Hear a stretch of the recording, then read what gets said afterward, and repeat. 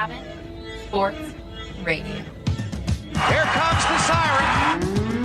I want to go higher. Oh, my goodness.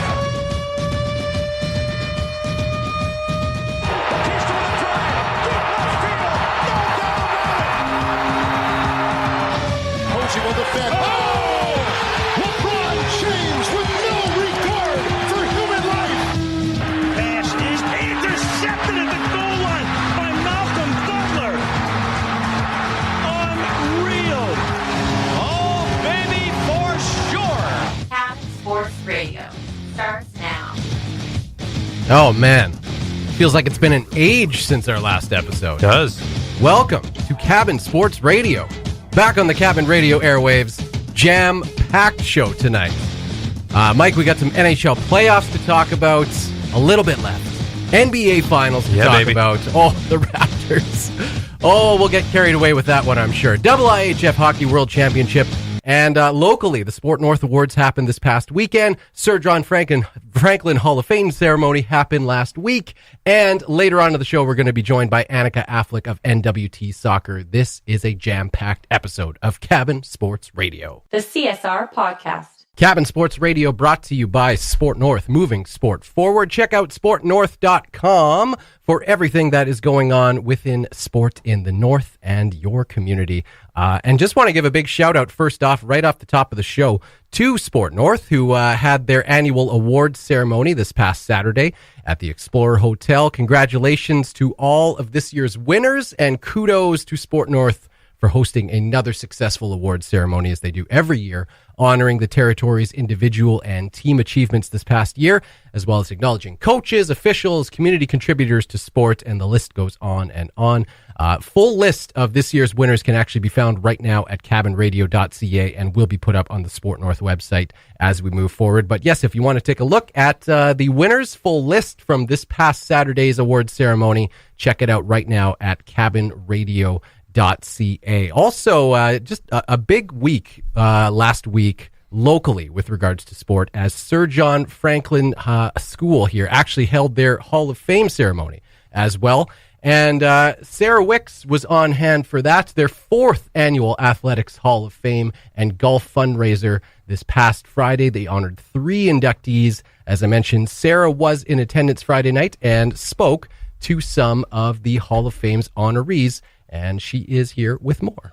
We're here this evening to celebrate our 4th annual Athletics Hall of Fame induction ceremony at Sir John Franklin High School.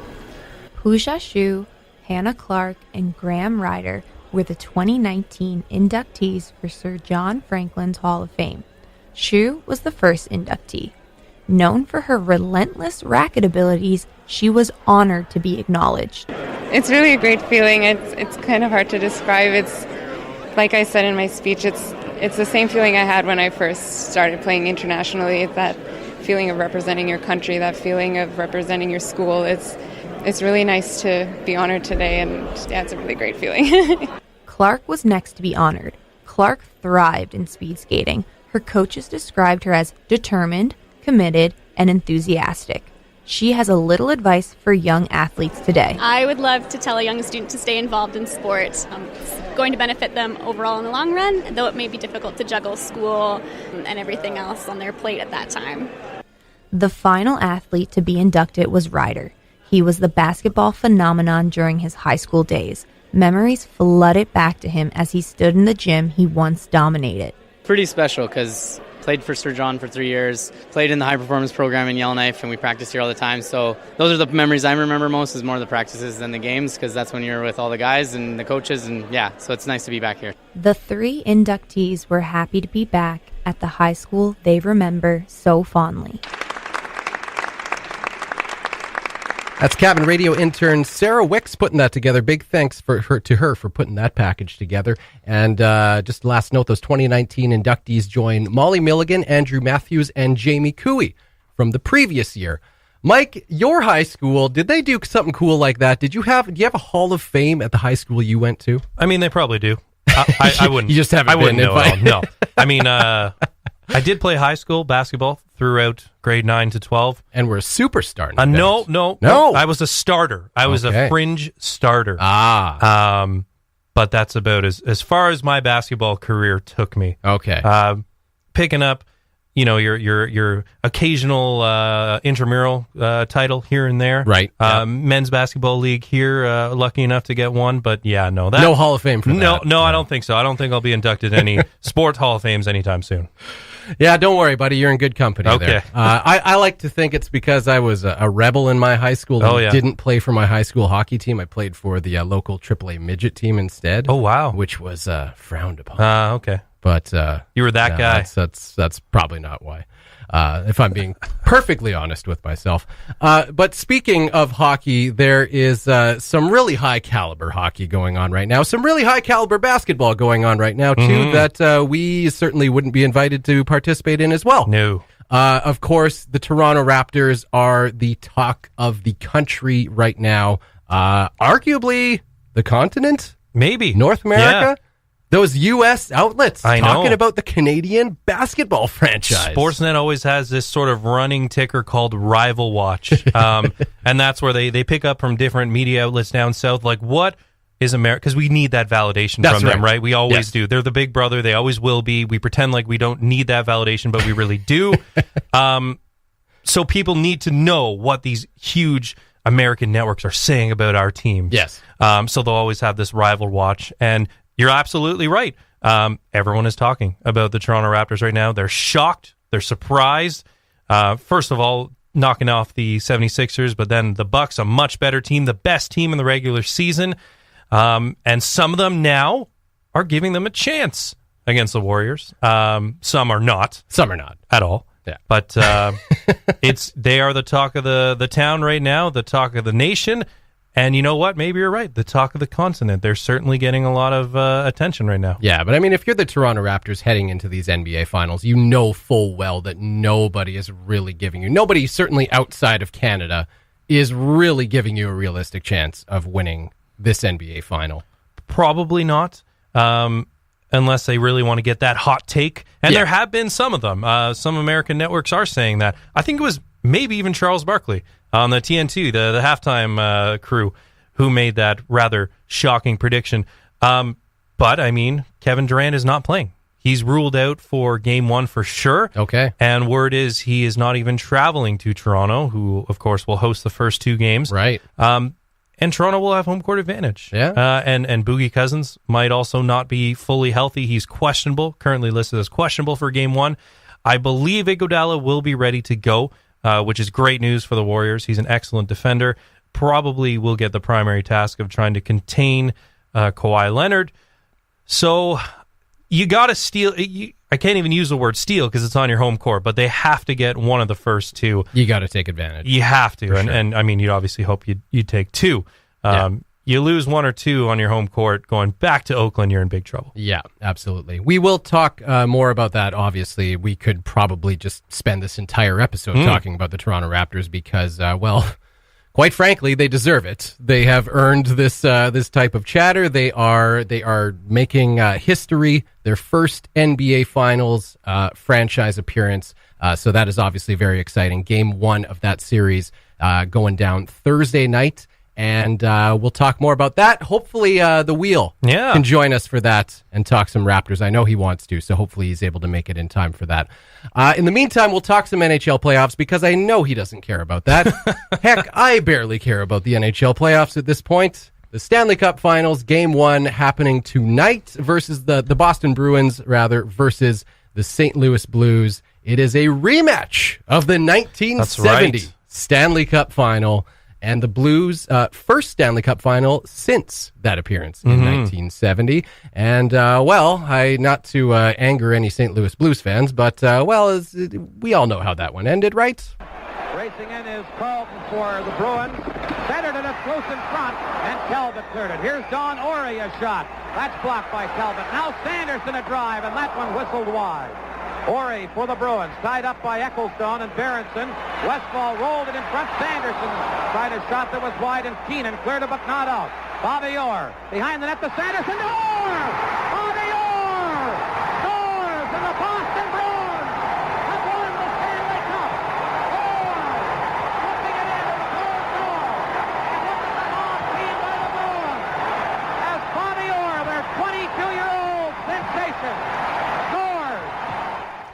Yeah, really unfortunate for the St. Louis Blues at that time, running into 22-year-old Bobby Orr, arguably the greatest NHL player of all time, probably certainly the finest at that point in time in the peak of his career. And of course, they lost that Stanley Cup final on that goal 40 seconds into overtime of Game 4. A few fun facts about this series going in. The St. Louis Blues, as we mentioned, this is their first Stanley Cup final appearance since that 1970 Cup final against these Boston Bruins. Not these Boston Bruins, but the Boston Bruins. 49 years ago, that was actually their third consecutive Stanley Cup final appearance at the time. They lost the previous two to the Montreal Canadiens. And further than that, were swept in all three appearances. Ouch. So, if they can so much as win a game in this Stanley Cup final, that will be a big achievement for the franchise. Yeah, just to give you an idea of how old that clip, 22-year-old Bobby Orr, he's now 71. Yeah. But that, fans need to appreciate, especially if you're lucky enough to cheer for a team. I think about the Warriors right now. If you're a fan of the Warriors, you are living in such a great time. Yeah. And you won't get this forever. So it really drives home the point of appreciate what you have while you do. This is 49 years in the making, half a century between Stanley Cup Finals appearances. And just so funny enough, it is against the Boston Bruins again, a team that is firing on all cylinders right now, fresh off a sweep of the Carolina Hurricanes. If we're looking at any patterns here, maybe the Blues flip the coin and sweep the Bruins. I say that just because we saw the Hurricanes sweep the Penguins. Yeah. The Islanders. The Islanders swept the Penguins. Then the Hurricanes swept the Islanders, and then the Bruins swept the Hurricanes. Yeah. So now the Blues have to sweep the Bruins to make it all balance out as it should be. But they're up against a pretty tall task here. I think if you're the Bruins, you probably would have rather faced a goaltender in Martin Jones versus Binnington, who's been playing really, really well. Yeah. But even Tuukka Rask has been playing better than he's been playing at this level. Yeah. I think for me, the X factor is really going to be how disciplined the Blues can stay. Right. Because I think both teams are backstopped by really, really solid, locked-in goaltenders right now. Yep. The figure that's most alarming to me right now is the power play for the Boston Bruins, which is absolutely lethal at 34% in these playoffs. That's honestly unheard of. Yeah. And so good. The Blues much, much lower at 19.5. Even the penalty kill, almost 87% for the Bruins, 78% for the St. Louis Blues. So that's sort of what I'm looking at to be the X factor for this series. But then, you look across the board too, the Bruins are scoring more goals per game and allowing fewer. So I would put them as fairly heavy favorites, especially with home ice heading into this final. This will be their third Stanley Cup final appearance in the past 8 years now. They won in 2011 in an epic 7-game thriller against the Vancouver Canucks. A lot of Vancouver fans will remember that one. 2013, 2 years later, lost in 6 to the Hawks. So, yeah, I would put them as fairly comfortable favorites heading into this series. But you never know. You can ride a really hot goaltender, and the Blues have that in Binnington. And Jaden Schwartz, my goodness. He, 12 goals in this postseason run, which is actually more than he had in the entire regular season at 11. So, and 16 points, so 4 assists to complement that. But how do you contain the top line of the Boston Bruins and the depth? And then you got to get past a really good defensive core and a good goalie. So, Boston is my pick. Yeah, that's going to be the interesting thing. Really, the goaltending battle. Both these guys, Binnington and Rask, are coming in, like you said, super hot. Binnington has been the surprise of the NHL. If he was eligible, I don't think he is eligible for Calder contention. He didn't play quite enough games, I don't think. Right. So, but you would think he would probably be the winner if he was eligible. But since he came in, he has undoubtedly been the most valuable rookie in the entire league. And Tuukka Rask has just, he had, a decent season, not a great season. It was kind of up and down. The Bruins defense kind of carried their goaltending along at times. But since the playoffs started, Tuukka Rask has just been absolutely lights out. So it's kind of a battle of who's going to crack first on the back end. A couple more facts about this series heading in. This is the 20th Stanley Cup Finals appearance for the Bruins franchise. Their all-time record is actually not great. It's 6-13 all time. However, the 20 franchise appearances puts them fourth all time, just behind the Toronto Maple Leafs for third place. The Leafs have 21 all-time franchise appearances, the Red Wings 24, and the Montreal Canadiens 34. But as a whole, this has been one of the weirdest Stanley Cup playoffs I think I've ever seen. The sweeps, and then the teams that have gone, the series that have ended in sweeps have just seemingly not benefited the teams that have won those series at all. It's been so weird because normally if you have a team that's had a battle-tested 6 or 7 game series, they've played 2 extra games, and then they come in and they've looked like the fresher team. Sometimes you can, that momentum can carry you forward into game 1, but usually it kind of evens itself out a bit after that. That just has not been the case this year. Mm-hmm.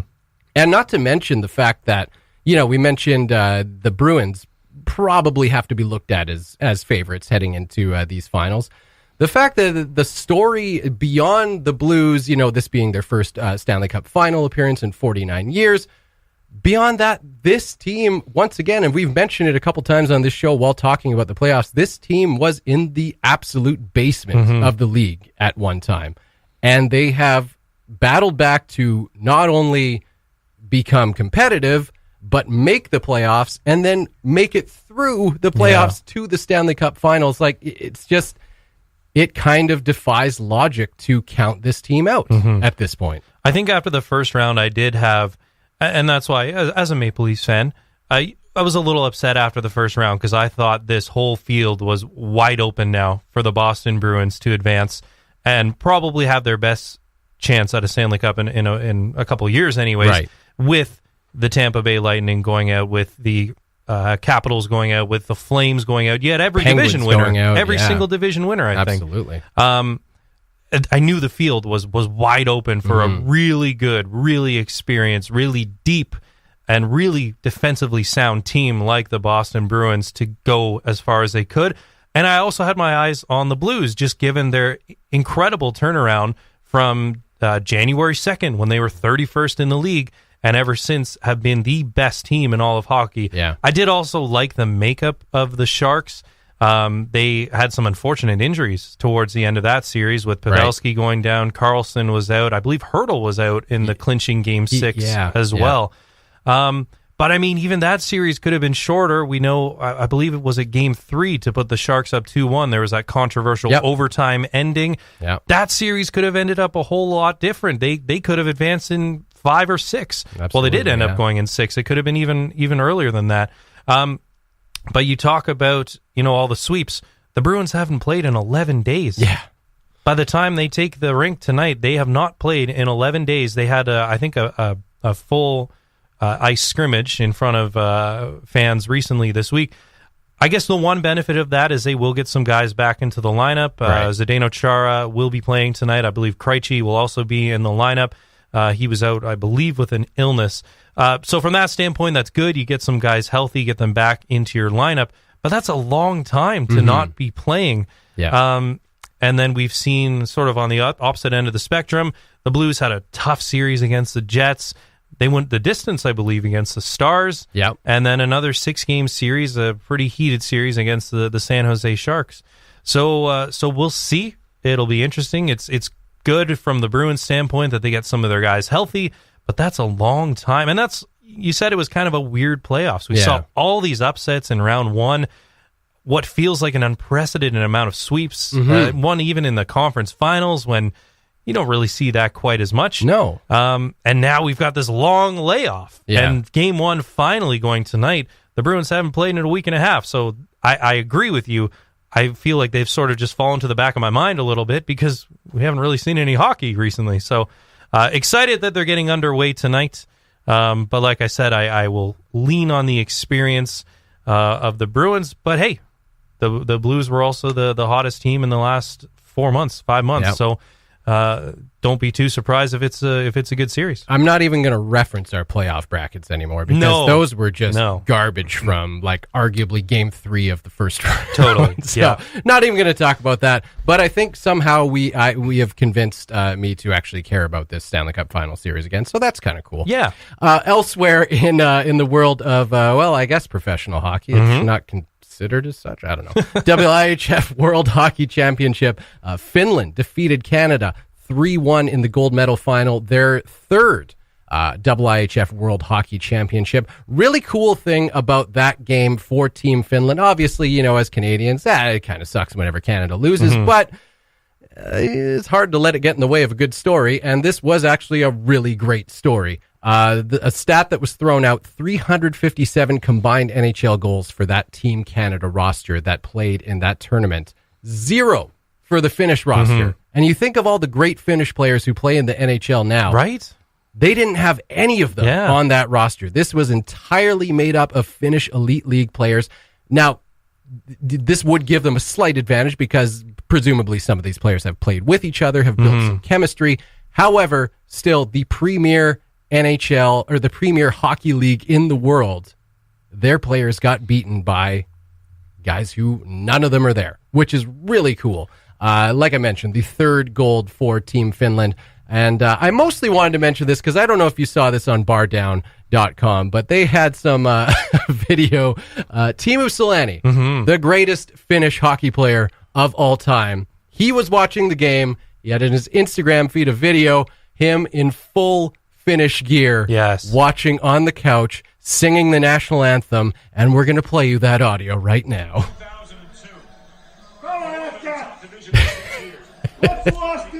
That is Teemu Selanne yelling at his TV. Gord Miller in the background calling the action.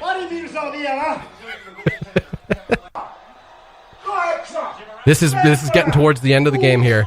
He's doing the final countdown in Finnish. Game over. Team Finland wins. Teemu's slamming his stick on the ice. Or his living room floor, rather. Now it's anthem time. And then, yes, of course, the Finnish national anthem. Beautiful. And if you watch the video, he's standing at attention, helmet to his chest. Almost tears in his eyes. What a beauty. Singing along to every word. There he is. Teemu Selanne. The man, the myth, the legend.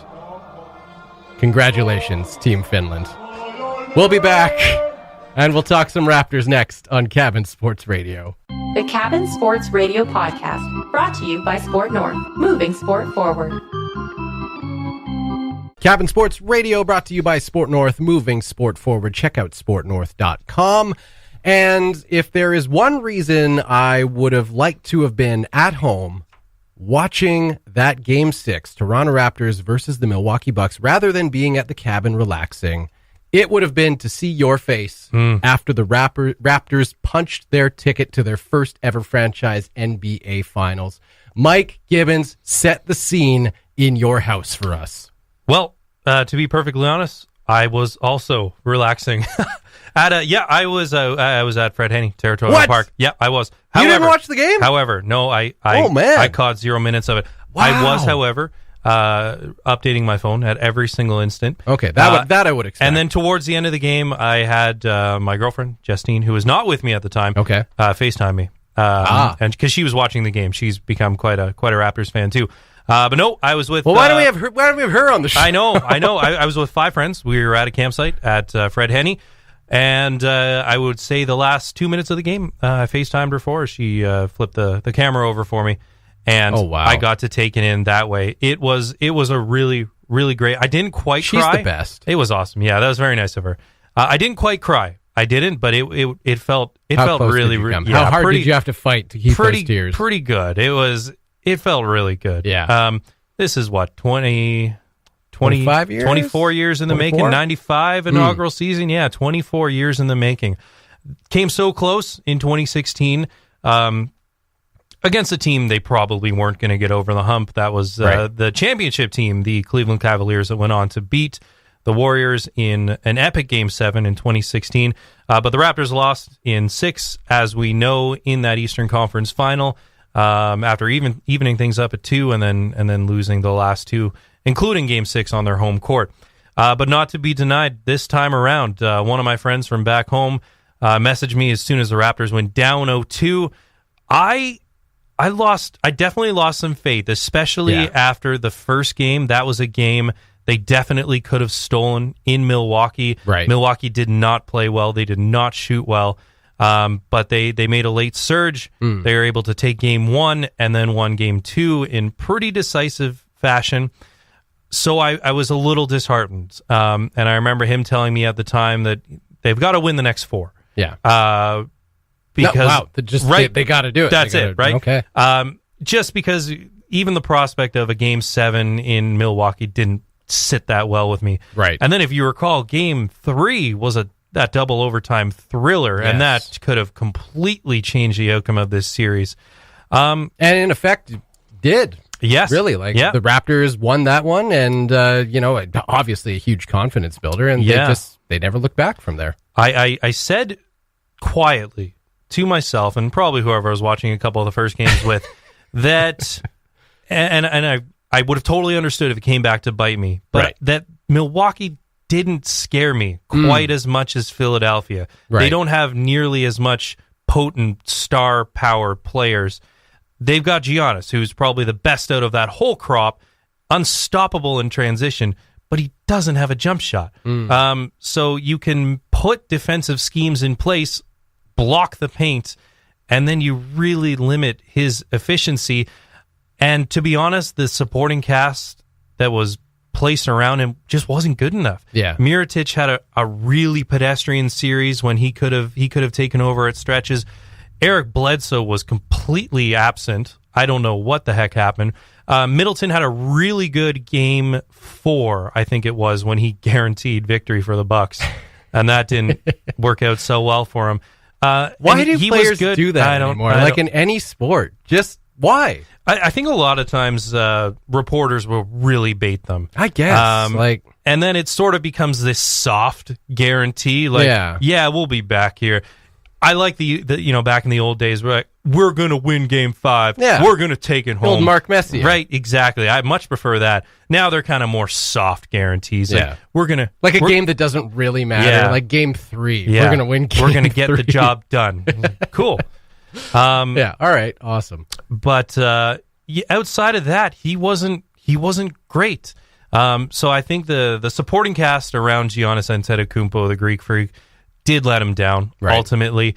And I think the series really shifted. One, Kawhi was outstanding throughout. I think he averaged close to 32 points for the series. Didn't have an iconic buzzer beater like he did to finish off the second round. Yeah. He did have a really good dunk in that decisive Game 6. The Lowry feedback. Yes, a nice poster of Giannis just as the Raptors were making their big run that Milwaukee never was able to overcome.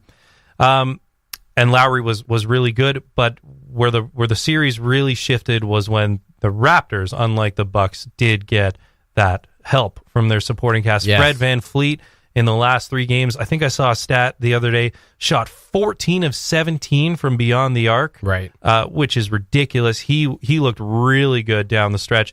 Norm Powell, playoff Powell. 9 points in only 17 minutes. He was excellent in limited role, but when they needed him, he just off the bench provides that playmaking ability. Yeah. He's a great slasher. He plays well without the ball. Fred VanVleet obviously shot the ball very well, but he's another guy who can create offense when Lowry or Kawhi are taking a seat. Sorry, taking a step back into the past. Slip of the tongue there. Who is that? And Marc Gasol is excellent at facilitating offense. He gets other guys to play off him well. Ibaka, exactly how you would want him to play, did. He was excellent defensively. He rebounded the ball really well. That 15 to 17 footer is money for him. So all of the pieces just came together really nicely for the Raptors. I forgot about Siakam as well, who had another solid series. So unlike the supporting cast of the Milwaukee Bucks, the Toronto Raptors really turned it on in the decisive games in that series, Yeah. 4, 5, 6, and that was what was able to sway it for them. And I mean, obviously everything looks good now because they won and they're off to the NBA Finals. But they overcame one of the major concerns earlier in this series and through really the first two series, which was that the bench and the supporting cast was not doing enough to help Kawhi Leonard, and that they were concerned that he might burn out if Totally. if he has to put up 40 points a game just so that the Raptors have a chance of winning, not only not just like guarantee a win, but just have a chance of winning. Yeah. You can't keep up that kind of pace forever. LeBron James can't do it. Steph Curry can't do it. Kawhi Leonard can't do it. It's just you need a supporting cast if you are going to take that big step all the way to the NBA Finals, and they got it right at the right time. And it seems like things are really kind of coming together for this team at the right time. They faced some adversity in this series and in the last series against the 76ers. There was that, I think it was the Game 4 loss against the Sixers when they just looked out of ideas, like really just looked like they were spinning their tires at that point. And they rallied from that and figured out a way to get it done. They've now beaten an arguably even better team in the Milwaukee Bucks in 6 games to go to the NBA Finals. So, I don't know. There's ample reason not to count this team out, despite who they're facing on the other side. The nice thing about their complementary and their secondary and their role type players is they can give you something on the other end of the floor too. Siakam, really good defender. We know Kawhi is the best two-way player in the NBA. He's an excellent defender. Kyle Lowry is an absolute pit bull. He probably takes more charges than anyone in the association, makes the smart play when he can, will get you steals. Gasol is a good defender. Powell had some moments where he was checking Giannis, and he was able to do an effective job. So, Ibaka, they have defenders. So even if they're not necessarily giving you what you need on the offensive end of the floor, they can at least mitigate the other team's attack. And that's been a recipe for success. Now, the thing is, Milwaukee missed some shots. They did not shoot the ball well, and that won't happen in the NBA Finals against arguably the best team of all time in the Golden State Warriors. They're not going to miss open looks. They're not going to miss contested looks. So you have to make life as hard for them as you possibly can. Like I said earlier, they might get a little bit of a bounce in Kevin Durant definitely not playing Game 1. And it sounds like won't play Game 2. And the Raptors did sweep the season series, though that means very little at this point in the year. Absolutely. And you'll recall that one of those games, Draymond Green was not in the lineup, neither was Iguodala or Steph Curry. Durant scored 51 points in a Raptors win. I believe it was an overtime win, and Kawhi was excellent. I think he had 37. Yeah. The other one, interestingly enough, the Warriors were completely healthy, I believe. The Raptors did not have Kawhi, and the Raptors won by 20, because that makes sense. It doesn't at all. But yeah, this is the playoffs. This is the finals. Yeah. Don't expect the Warriors to take them lightly at all. And we've seen a pretty motivated Klay Thompson after the All-NBA snub, which will lose him about $30 million. He's not eligible for that Supermax because of this designation. He was robbed of an All-NBA distinction. So he's pretty motivated right now, and he's shooting the ball exceptionally well, and Steph Curry is playing at another level right now.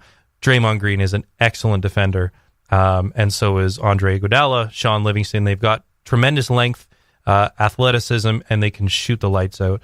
So this is a completely different task than the Milwaukee Bucks. They're just as good as them. They can just shoot the ball a heck of a lot better. So Toronto's in pretty tough, but like I said, without Durant in the first game, you need to steal at least, even though it's on your home court, it feels like you need to steal because they've won 3 of the past 4 championships. You need to get 1 or 2 at home to have a chance. It's got to be nice coming into this series as the Toronto Raptors, and especially like from their fans' perspective. You never expected to be, You never would have dreamed of starting an NBA Finals at home against the Golden State Warriors. Like that's a pretty cool situation. You know, if it should go to 7 games, that one would be at home as well. Yeah. Like that's a nice kind of thing to have in the back of your mind that obviously you don't want to rely on because there's nothing guaranteed about home court advantage. You still have to play well, and you're still playing against, like you said, arguably the greatest NBA team of all time. But they have to, like you mentioned earlier, they have to take these first 2 games in Toronto, at least split them. Yeah. Preferably take the first 2 games while they have the opportunity with Kevin Durant being out. What are your predictions coming into this series, if any? Yeah. Well, like I mentioned, we'll see how much time Durant does miss. And there's also Cousins' health as well. He's questionable for game 1. But I mean, it's not to say the Warriors didn't have a perfect season. They had moments where they looked pretty discombobulated. They, even in the first round, had the Los Angeles Clippers, who is a team that's totally devoid of any superstar talent, take them to 6 games. They settled in, obviously, in the conference finals and were able to sweep the Trailblazers. But they have had stretches where they haven't been totally dialed in. That could come from complacency. They've been here so often. Well, that's the thing, yeah. And they're always going to get another team's best. Yeah, when you've been to 4 consecutive finals by that point, I would imagine probably the toughest series is the first round series because you're already, you know, if you're not yourselves kind of looking past the first round series, no doubt, you know, all the people outside of the game, all the sports, you know, the announcers, the critics, the fans, they're all saying, oh, well, you know, don't even worry about it. You're the Golden State Warriors. You'll be in the NBA Finals because that's just how it works in this league.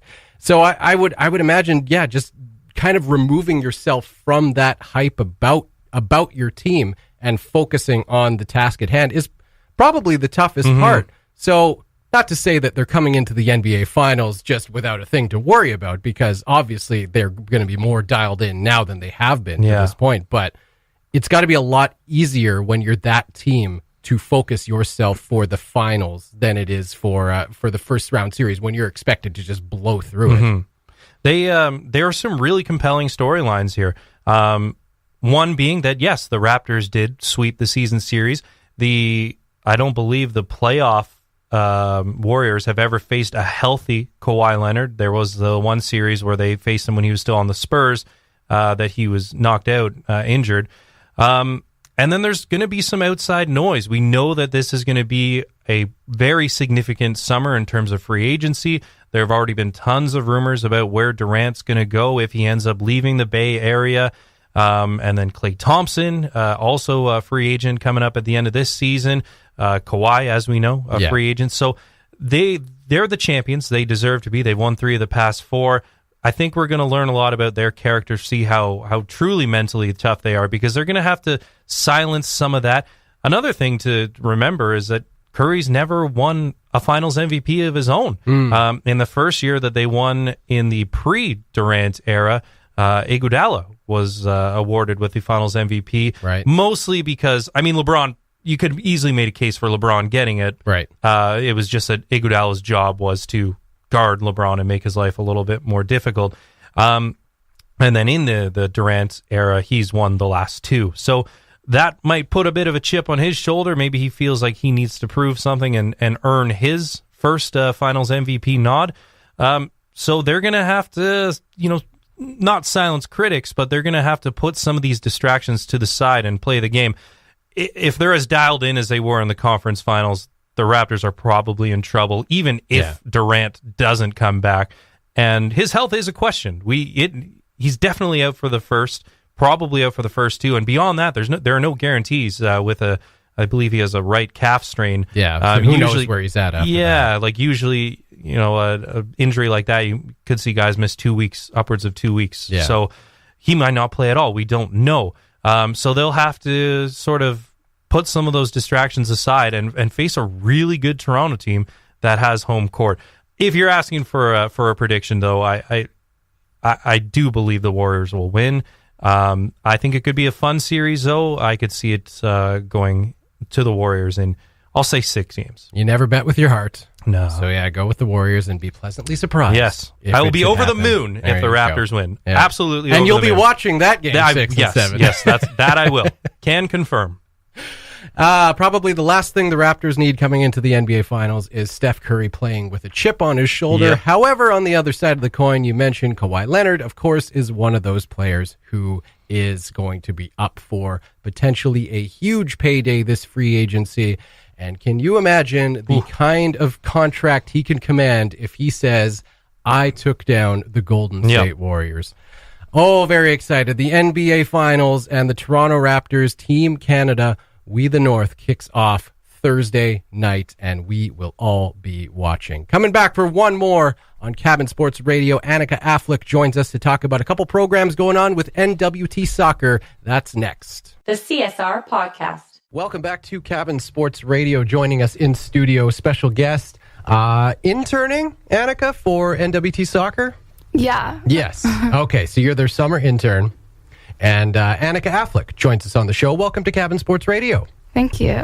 So you are here to talk about a couple of things that NWT Soccer has going on throughout the summer. There is the Active Start Festival, and we'll talk a little bit more about that. And also the outdoor soccer summer camps. Of course, NWT Soccer has a ton going on throughout the year, but of course it ramps up a bit in summer. We get to go outside again. There's outdoor soccer actually happening. So this is what we're talking about, the outdoor soccer summer camps. Tell us about what's going on this year. Yeah, so in June, to start us off, we have the Active Start Festival coming up. So this is a youth development program which emphasizes having fun, participation, and sportsmanship. So it's really a great opportunity for the youth to come out and play some soccer, and really for family to get together also on the long weekend. So yeah, we're looking forward to having people out here. It's on June 22nd at St. Joe's Field, and registration is free. So yeah, if you go to our website, nwtsoccer.ca, you'll be able to register there. Okay. And is it going to be like a big thing, like bouncy castle and barbecue, that sort of thing? Or is it going to be pretty focused on soccer? Yeah, it'll be strictly soccer focused. Yeah, it's really a great opportunity for us to kind of trial run our summer camps. Okay. So for those parents who are unsure about if they want their kids in the summer camps or really want to try it out, this would be a great opportunity to come out and meet the coaches and play some soccer, and then you'll get a good sense of what the camps will look like throughout the summer. Okay, so June 22nd, that's the Active Start Festival, and you mentioned that's happening at St. Joe's Field. Yes. nwtsoccer.ca if you would like to register for that. So let's assume that someone does show up, has a great time, their kids love it, they want to play outdoor soccer. What happens next? You got the outdoor soccer summer camps, and yes, tell us what's going on there. Yeah, so the camps are really just a great opportunity for parents who want their kids to spend the summer outside and stay active, and they'll be running throughout the month of July and August.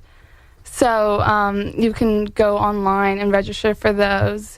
And it's every day, like Monday to Friday from 8:30 a.m. to 5 p.m.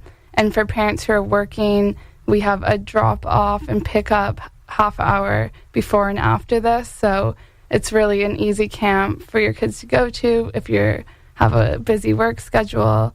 And yeah, so we're just really hoping that lots of kids will come out, and registration has actually been pretty successful so far. We only have 5 out of our 8 weeks remaining, so I would really encourage any parents wanting to enroll their kids to do so quickly. Okay, so this is, you mentioned you got 5 out of the 8 weeks that are already registered? Or sorry, we have 5 remaining, so okay. 3 have been registered. Okay, got you. So this is basically you register your child for a week of soccer camp at a time. It's not like an intense 8-week camp sort of thing. Okay. No, so you can register for whichever week you prefer, and up to multiple weeks. Okay, so that's nwtsoccer.ca as well to register for that? Mm-hmm, yeah. Okay, and what can kids and what can parents expect at these summer camps? Is it basically let's just go outside and play some soccer, or are we working on different drills, different aspects of soccer? One thing we've talked a lot about on this show with some previous guests, especially with regards to young kids getting involved in physical activity, is physical literacy. Is that going to be factored into these summer camps? Yeah, for sure. We will definitely have an emphasis on physical literacy, and different weeks on different days throughout the week we'll have an emphasis on either passing or dribbling and so on.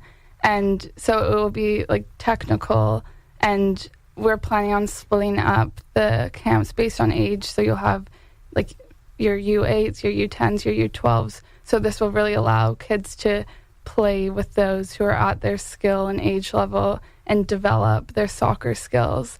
But also throughout the camps, we will have times where we're playing fun games and switching it up a little. So it's a nice mixture of both, for sure. Okay, awesome. It sounds like a lot of fun. You're basically a born and raised Yellowknifer. Yeah. Said you moved here. We were talking a bit off the air before this interview, and you said you moved here when you were 1 year old? Yeah, around that. Yeah, so basically a born and raised Yellowknifer. Did you grow up playing soccer here? Yeah, I did. Yeah, soccer was a big part of my life growing up, and these summer camps also throughout my childhood, I took part in them. So I'm really looking forward to being on the organizational end of things and providing these camps for kids and hopefully giving them as much of an amazing experience as I had growing up. Have you been involved in facilitating youth camps before, or is this going to be a new experience for you? I have, actually, and these camps specifically, when I was old enough, I helped out in coaching them. So now I have more of a leadership position, but I have been involved in helping coach these also. Okay, and I'm going to ask you a little bit of an off-the-board question. What do you enjoy most at this sort of thing, at seeing kids at these camps? What do you get out of it now that you're, like you said, you grew up playing soccer, you grew up going to these camps and having a great experience. On the other side, now you're seeing kids just like you who are growing up and coming through the same as you did. What do you get most out of it? Yeah, I think it's really awesome, obviously seeing the kids develop, but more than that, seeing the relationships that are built throughout these camps. Like, kids really do make amazing friendships with one another, and it's really cool to see that and see those bonds being made. Did you make a lot of friends growing up in these camps? For sure, yeah. Yeah. Still today? Yeah. Okay. So strong bonds. And what about coaches? Were there any coaches that stood out in your mind that as you came up? I'm sure you had several throughout your soccer playing days, but any coaches that stood out that made an impact on you? Yeah, I had lots of amazing coaches. One of the coaches that was a part of my soccer development the most was Mike. And he was just my coach from a young age up until an older age. And yeah, it was really cool to see that. And also at these camps, there was always younger coaches. Like, I know Sarah Cannell was one and Kira Alty. So they were really, I'm hoping to step into their shoes and hopefully be a older role model for the kids just as they were to me. And there's lots of things, I'm sure, that you saw from them that you could take cues and turn into what you use to communicate with kids and coach them. Yeah, for sure. And luckily, I still am in contact with these people, so I'm looking forward to using tips and such that they provide me with to really give these kids an amazing experience. Awesome. So the Active Start Festival, again, happens June 22nd. Yes. And that's at St. Joe's Field. Mm-hmm. And again, you can register for that, as well as the outdoor soccer summer camps that are going on throughout this summer with NWT Soccer at nwtsoccer.ca. Anika, thank you so much for joining us on the show today. Yeah, thank you. And just quickly, I wanted to add one thing, that we're going to be pushing out a contest. Okay. Yeah, so if you follow us on our social media platforms, you'll be able to hear more details about this. But just briefly, it's going to be, if you register your kids for a week of the summer camp, you'll be submitted into a draw to get a second week free. Oh, hey. Yeah. There you go. Okay, so NWTsoccer.ca. All they have to do is register and possibly win a second week of camp absolutely free. Yeah. There you go. That is awesome. Anika, thanks for coming in today. Really appreciate it. Yeah, thank you. It was awesome. That's Anika Affleck with NWT Soccer talking about the Active Start Festival. Don't forget, June 22nd at St. Joe's Field, and the soccer summer camps as well. And you can find out more information about both of those and get yourself and your child registered. More so your child, for the camps anyway. You can find out more information and registration at nwtsoccer.ca. That will do it for another episode of Cabin Sports Radio. Join us again next Monday. And in the meantime, go Raptors go. See you then.